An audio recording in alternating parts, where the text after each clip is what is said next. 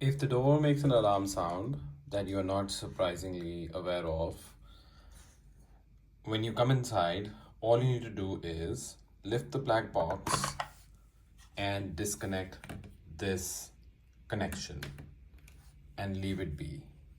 That will disconnect the alarm and the alarm will go and the alarm will stop sounding, and you can put the black box back inside. That's it.